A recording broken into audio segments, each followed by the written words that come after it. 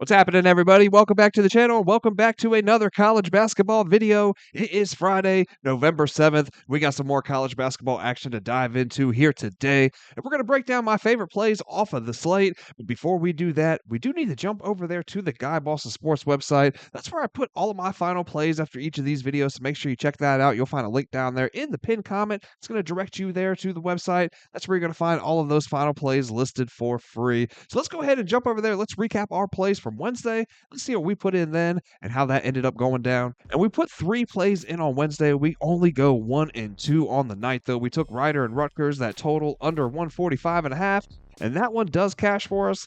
We took Marquette lane 21.5. They do pull out the victory, man, but they only win by 18, so we don't hit on that one. The North Dakota State and UC Davis, we took that total under 143.5, and they do land over at about 148, I believe. So 1 and 2 overall on the night.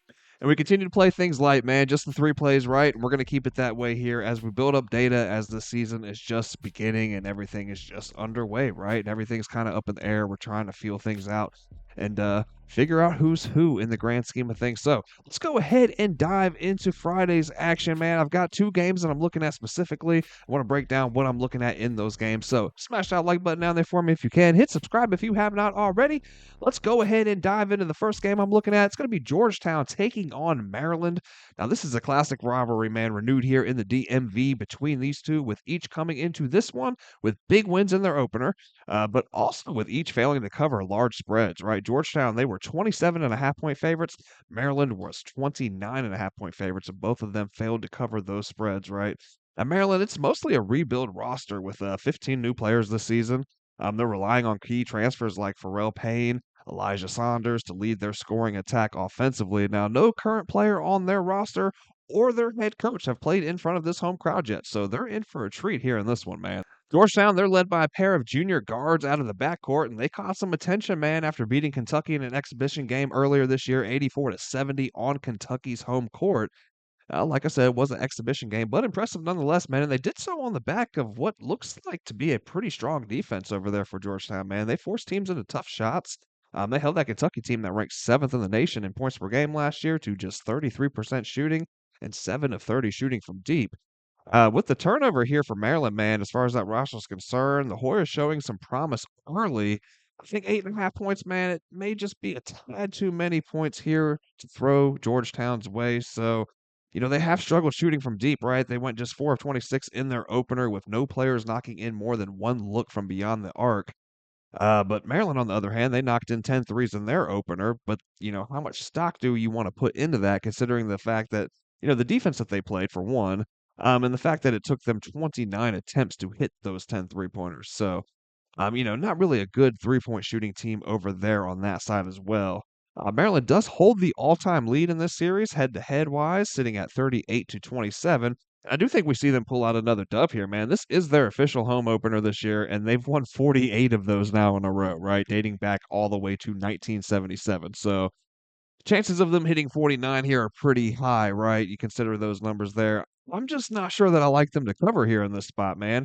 Payne was Maryland's leading scorer in their opener, dominating the paint, but at 6'9", Georgetown does have 2 7-footers that they can throw at him. So yeah, man, I like the Hoyas here plus the points. I think that's the first play that I'm going to be looking at here on the night. Give me Georgetown plus 8.5.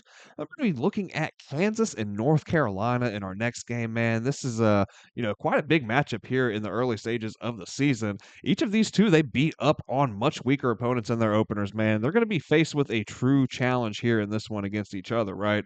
Like I said, this is an early season match between 2 teams ranked inside the top 25. And it's one between 2 of the most winningest college basketball teams of all time. It is going to be the first head-to-head matchup, though, ever between these two at the Dean E. Smith Center in Chapel Hill, and that alone is a pretty big advantage for this Tar Heel team. They are big and athletic in the front court, man. They're experienced in the backcourt, and they look to be a solid offensive unit with good depth, as 5 players scored in double figures for them in their opener. This is a tough one though, man, because the Jayhawks are definitely talented enough to get the job done here, even on the road here in North Carolina. And then looking at these two head to head, we've seen Kansas just own this matchup as of late, right? They've won the last 5 straight over North Carolina. That includes a 92-89 win last year. And then, of course, they knocked off the Tar Heels in the 2022 national championship. So The Jayhawks offense, it's geared around freshman phenom Darren Peterson. He's a projected lottery pick, and he put up 21 points in his debut in the Jayhawks opener.